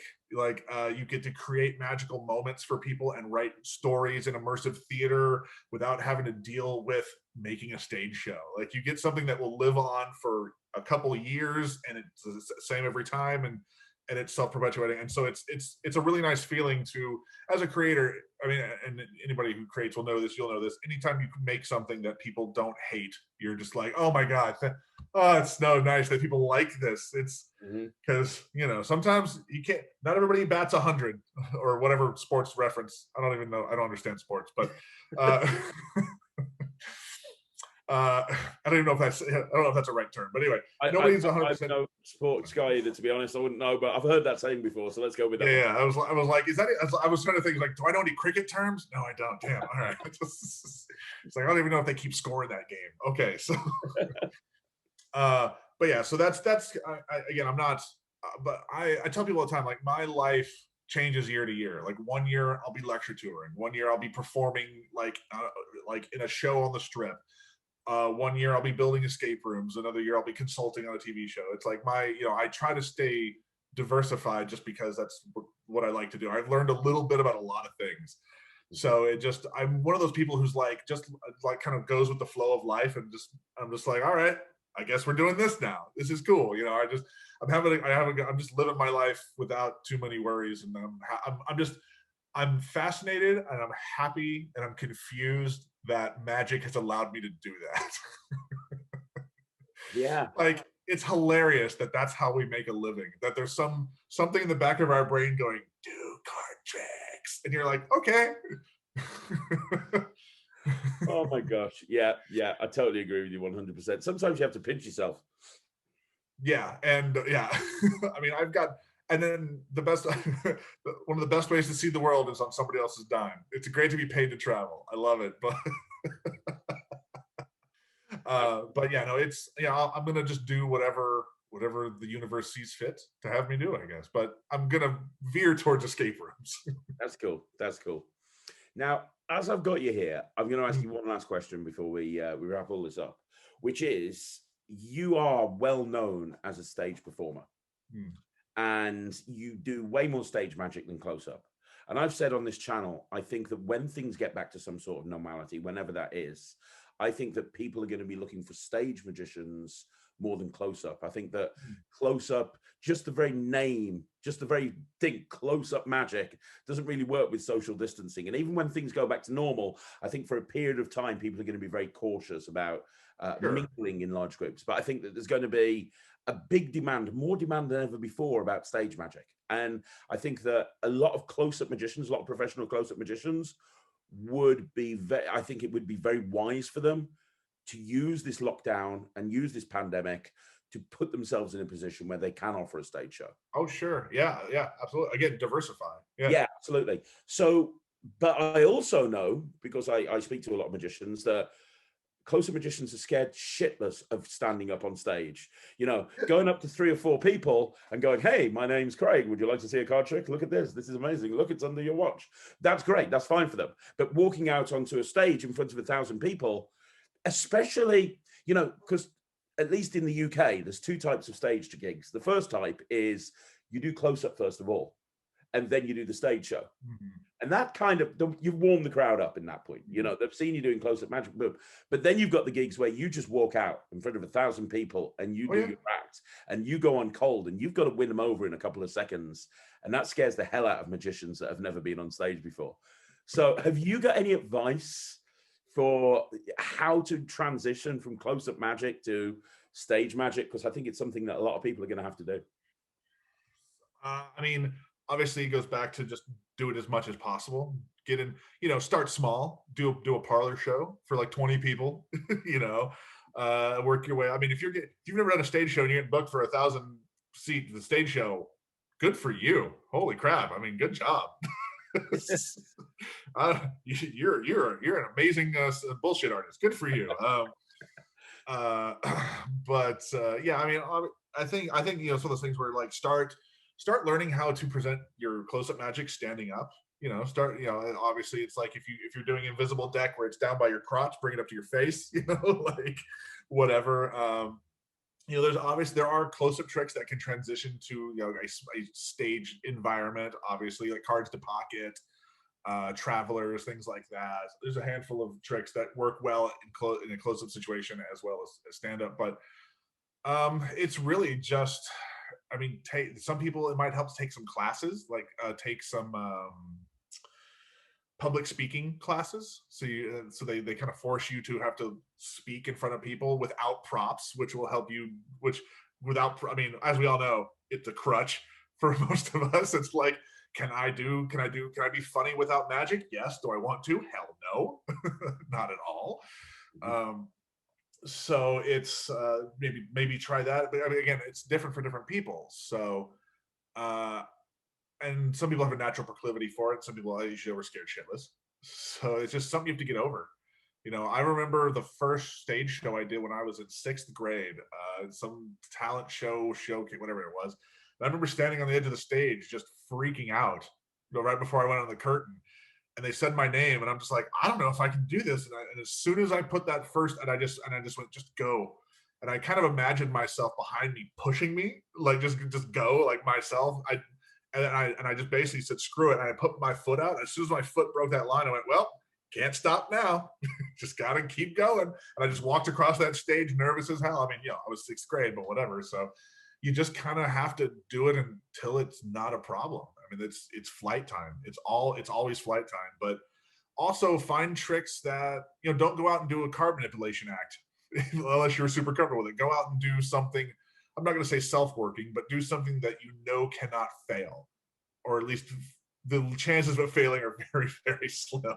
You know, like there's tons of good stand-up magic out there. Like I like to open my shows, even because I have 2 shows. I have a silent act where I don't talk and I perform the music, and then I have a stand-up act that is more comedy and visual gags, but then there's magic mixed in.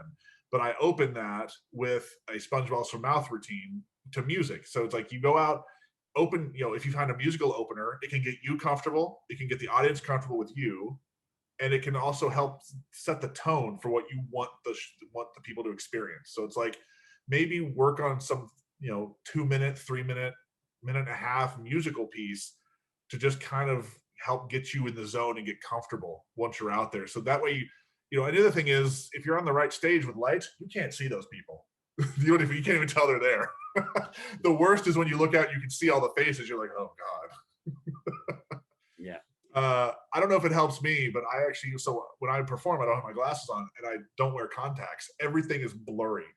So I don't know if that helps, but maybe if you wear glasses, don't wear contacts and go out and just be like, well, I'm performing to a blur. Cool. I don't know if that'll help.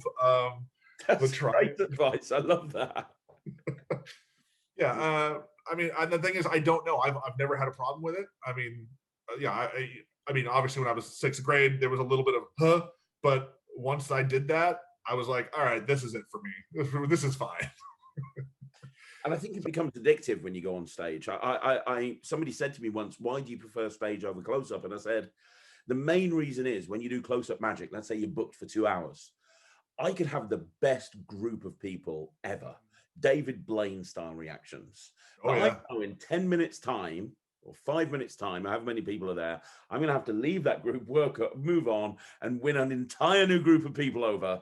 Whilst with stage, I can come out, win them over very quickly, and then take them on the journey. Yeah, yeah. My you know, I moved to Vegas to work more stages. Like I did a lot of close-up magic and it's just not my thing. I mean, I can do it and I've done it a lot, but it's one of the things where like I wanted to focus on being a stage performer. So I went to Vegas where they take stage performing seriously. So I'm like, we're going here, there's opportunity, there's people, there's stuff.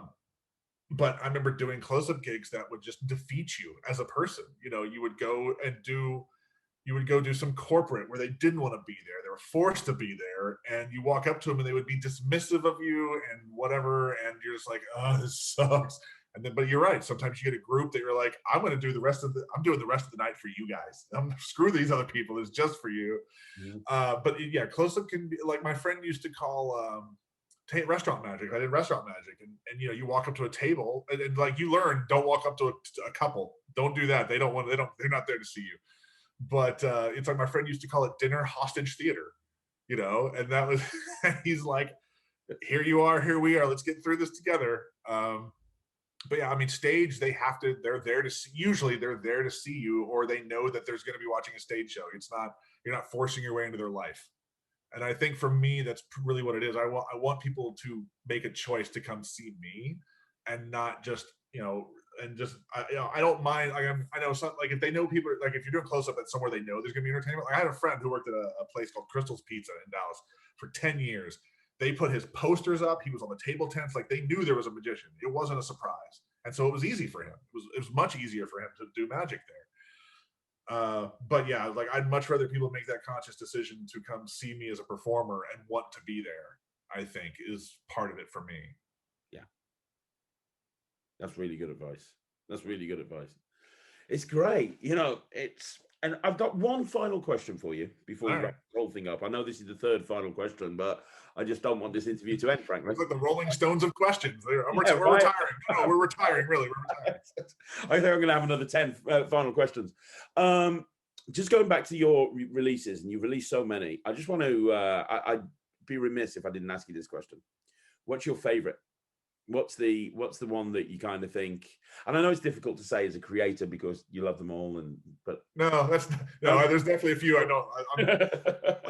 I love them as a concept. I don't love the way they sold. There's a couple of products. There's one product in particular that once I'm finished, once the original pile of material that I bought for it is gone, I'm never selling them. Never doing them again.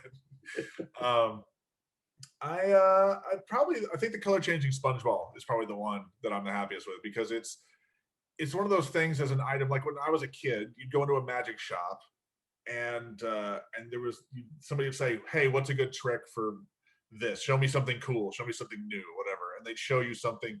You know, I remember somebody showing me, you know, color changing ball to square, you know, and it was, you know, whatever. And I was like, that's great, let's do that. And for me, that's one of those, I like utility devices. I like stuff that has multiple uses. And I try to release utility stuff, but I obviously sometimes one-offs are fine. But that's why I like the glue bottle and the sponge ball, because people have come up with great ideas with it that I never would have thought of myself. And that was one of the reasons I released it. I'm saying, this is great for me. This does exactly what I want in my show. I bet other people could do cool stuff with this. So let's put it out and see what happens. And that's what happened. And that's why we made a DVD with all these ideas on stuff and like that. And so for me, it's kind of that, like, it feels like my version of Delight, where it's like, if you go to a magic shop and somebody says, show me something, they're going to show a kid that trick. They'll be like, you take this sponge ball, you shake it, it changes colors, put it in your head, it changes colors. Anybody can do it.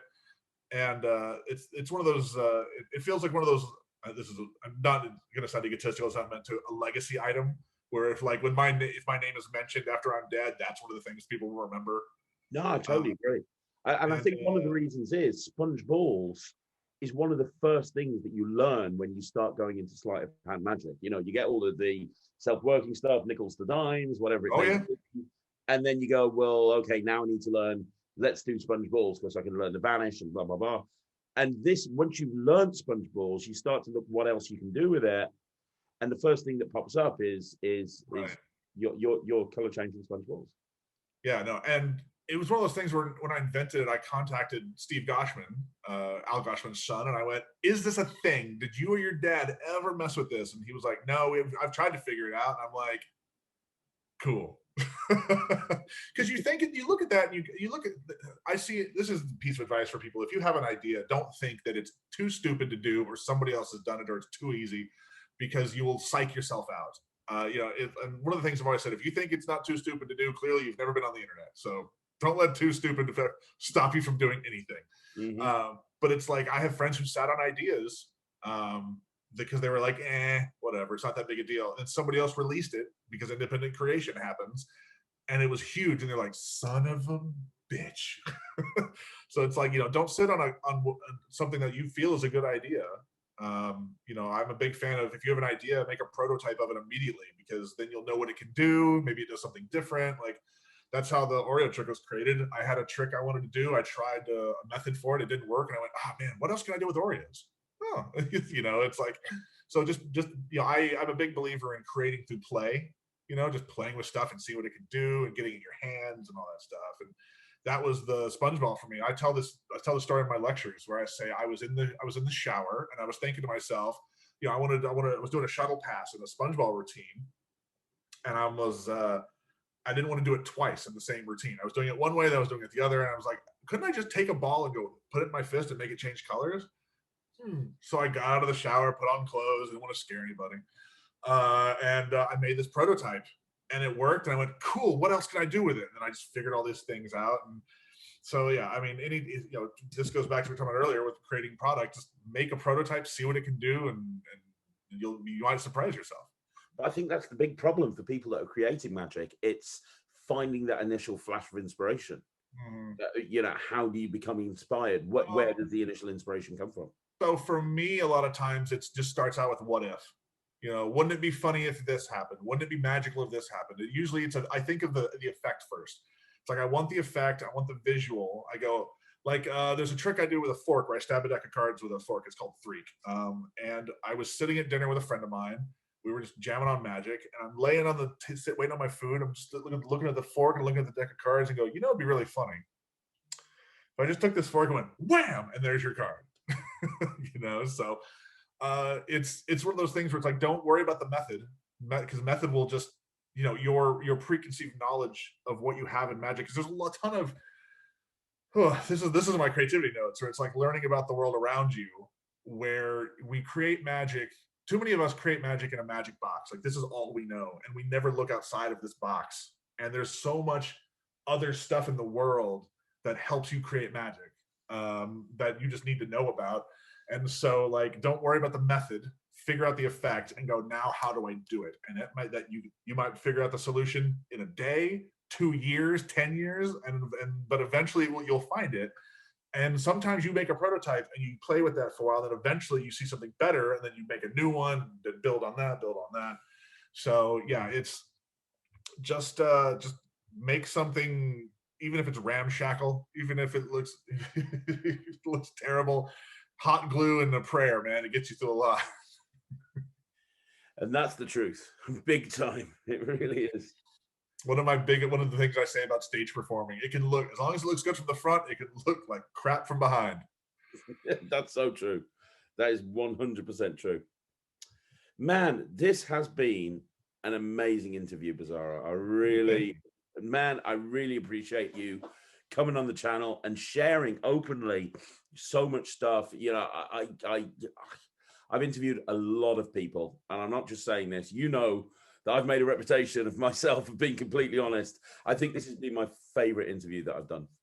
I'm glad to hear it. Yeah, I mean, you know, I love magic.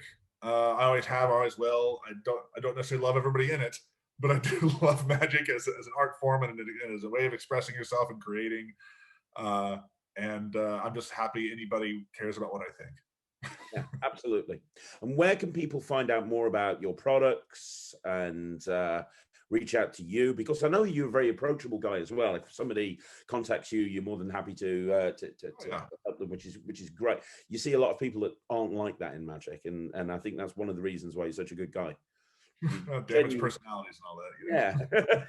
Yeah. We're all damaged. It's just some people is worse than others, you know. So my website is bizzaro.ninja, bizzaro.ninja, because .com is taken. I'm like, fine, be that way. This is funnier.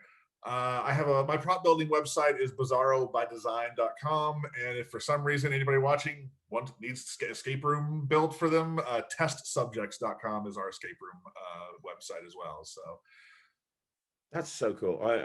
You know, I've been on a couple of escape rooms. They are so much fun. They are. Oh yeah, I love them. We've built like 8 of them in the last couple of years out here in the States, and there's a few. We've had some pretty proud moments. We built a magic themed one because we're stereotypes. Because the 3 of us who were building were magicians, so we put. But the problem, like if you ever go to a magic themed escape room, most of the time it's just a theme. It's like Houdini posters and stuff. We put like legit magic tricks in the room. Like we have an arm chopper where you have to reach your hand into it to push a button, and when you do, the blade falls and penetrates your arm and scares the crap out of people. That's brilliant. That's awesome. It's good times. That is great. That is fantastic. That is great. And what sort of, one last question again for the 15th time. I want to pick up on the drinking game. All right, one last question. Cool. What sort of props do you build? Just so that, you know, I'm curious. I didn't know you did that. So what sort of? I mean, is it? Are we talking illusions or? Oh no. The way I put it is I build unique props. Like illusions, I can build an illusion, but I've never. It's not my forte. I would suggest you go to somebody who's been doing it for 20 years or whatever. If you want a big box, that's not me. If you want something, a weird one-off unique prop that nobody else has, you know. So one of the things we've made was. Have you seen Amazing Jonathan's like Inside Out, like foam magic stuff? Like the props he's currently using, we made for him.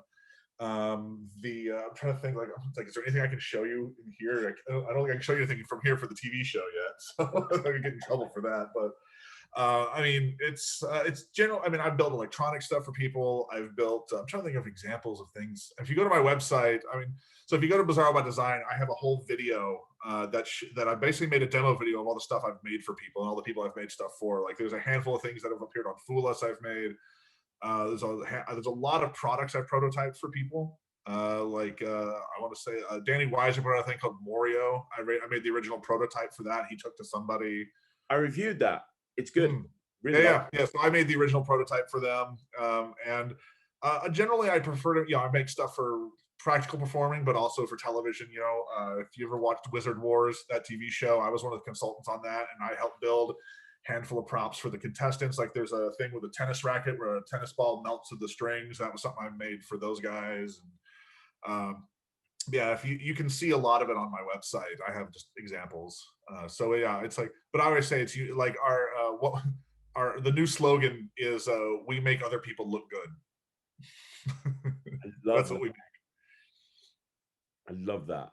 Yeah. So you know what, you guys that are watching this, you need to check out all of those websites. And one more time, Bizzaro, thank you so much for coming on the channel. Really appreciate it. Thank you. It's been super fun. and you know, and hopefully we'll be able to meet up again in person at some point. And when all this is over and all the dust has settled, you know, hopefully life goes back to normal and we can get back to performing. That was normal. As normal as we can be. I refuse to say new normal. I refuse to say new normal. It's abnormal. It's temporary normal. We'll Abby normal. Yeah, exactly. AB normal. So guys, don't forget to check Bizzaro out, buy all of his stuff, and more importantly as well, subscribe to the channel. I will be back tomorrow with the review show, and I'll be back in a few days with another interview. So I'll see you then. Thanks very much, Ing. Take care. Bye, everybody.